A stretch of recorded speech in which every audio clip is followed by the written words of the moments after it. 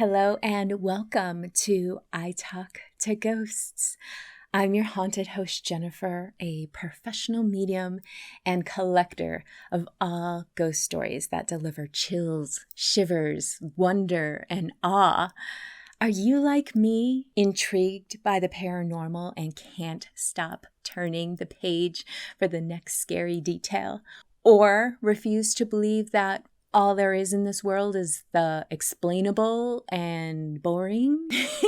Then you have found the right podcast. Thank you for sharing the goosebumps with me and even lighting a spiritual, magical candle or two. And know that you are not alone. We're never alone. Hey, so this might seem off topic, but hear me out. Have you ever looked up the meaning of your name? And I ask because I want to share mine with you. The name Jennifer is derived from the Welsh name Guinevere, which means fair spirit, white phantom, or pale ghost. I gotta love that.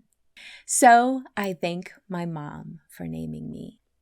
Speaking of mothers, I kind of feel like I need to dedicate this episode to all the spooky moms, the odd moms, or just good old loving moms, because tonight I have a few tales that involve a ghostly visit from a mother, as well as my own story that really illustrates how loved ones who have passed started to show up in the energy healing sessions that I facilitated.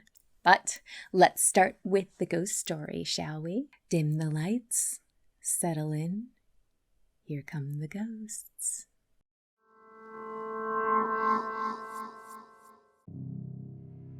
My husband and I were packing to take a vacation on the 1-year anniversary of my mother's funeral. We wanted to be somewhere different.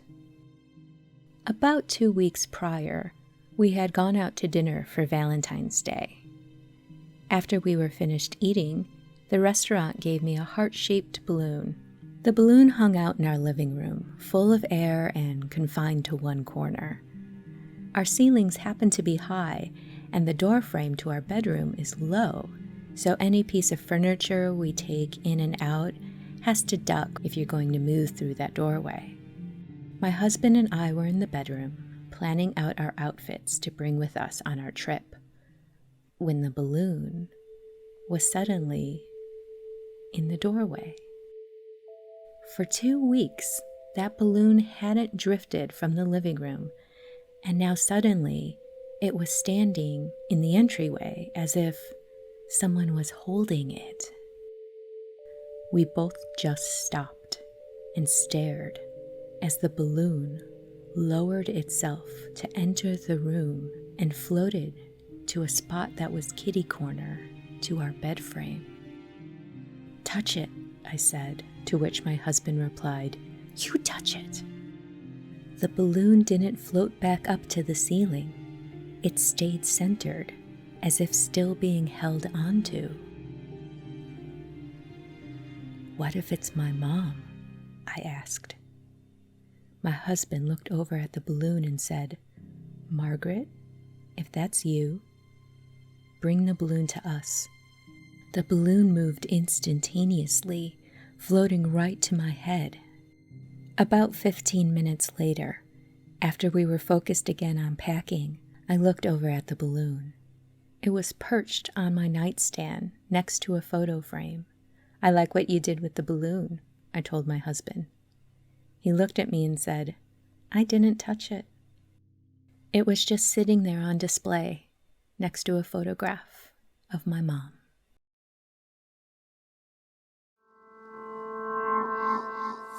Here's a bonus story for you today, dear listener. My mom passed away about a month and a half before what would have been my parents' 39th wedding anniversary. At the time, my dad refused to sleep in their bed, opting instead for a recliner he had in their bedroom. It was winter, so he was using a very thick and heavy floral comforter.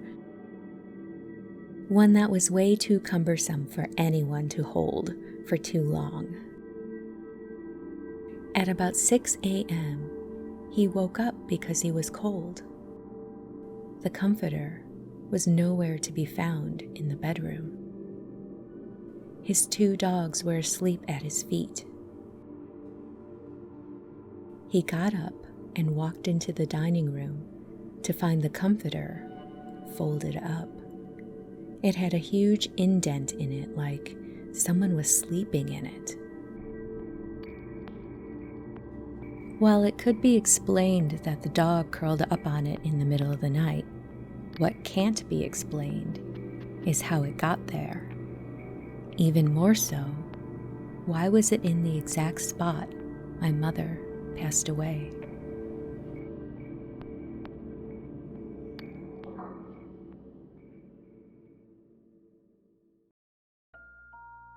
Book a medium reading with me. If you have a past loved one you would like to connect with, a spirit reading can be an amazing and never spooky experience. Every medium is different, but I strive to give you specific details that align only to you and your loved ones.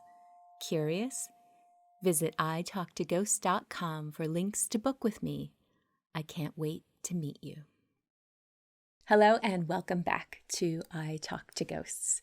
My personal story tonight is really one of my favorites because it's so touching and so fascinating to me that this happened.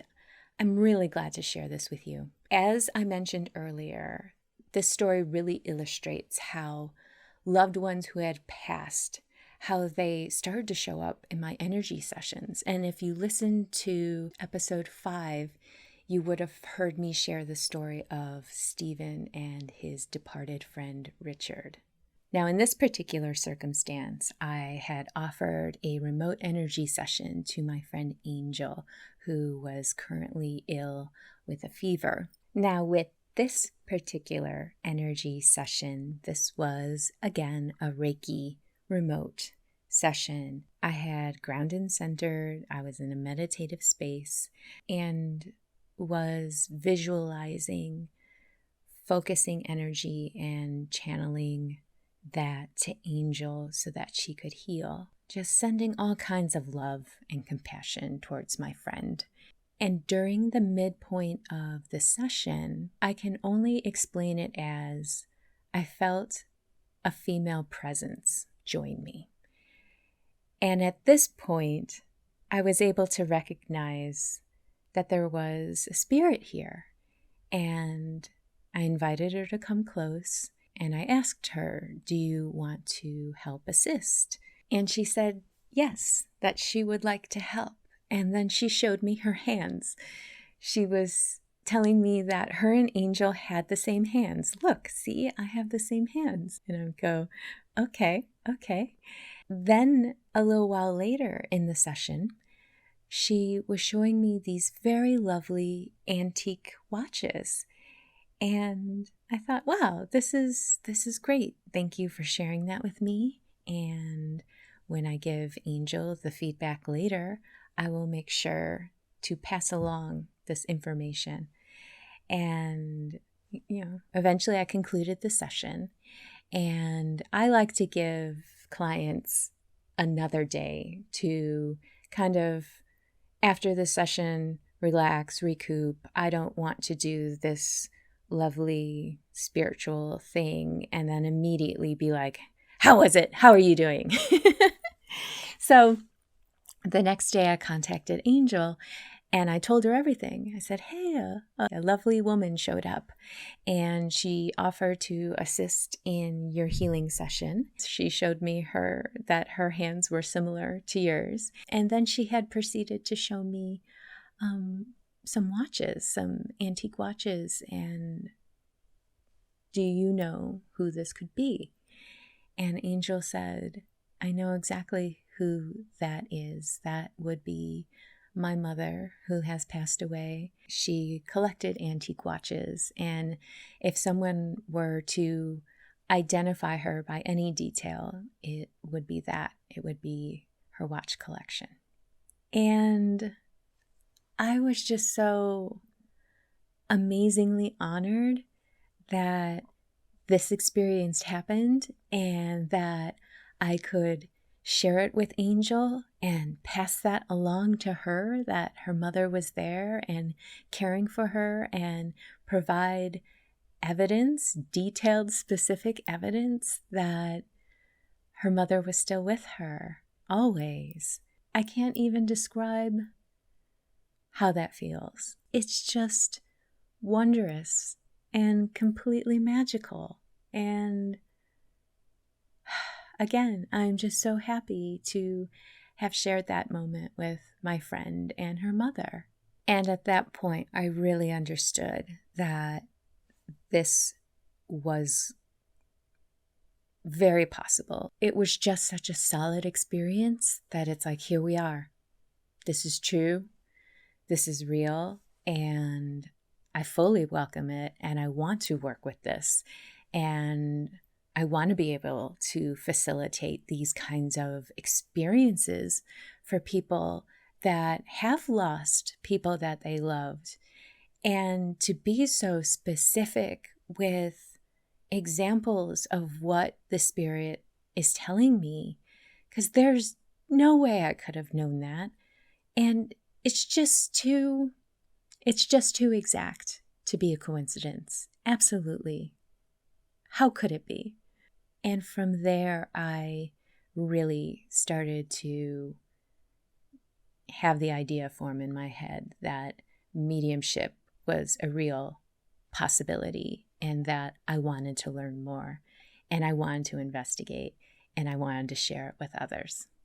Because how could you not?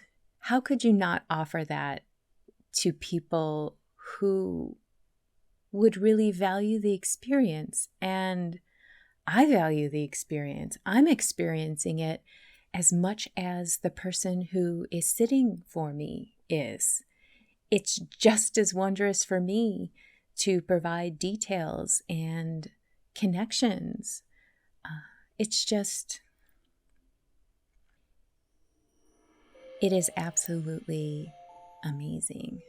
So that concludes my story for this evening, which means, dear listener, we've reached the end of this episode of I Talk to Ghosts. I hope you've enjoyed it as much as I have, and I love sharing the ghost stories with you. I love sharing my personal stories with you, and I can't wait till next week when we can talk again. Until then, wherever life takes you in this world or the next, just remember, come back and visit me. Have a lovely evening and good night.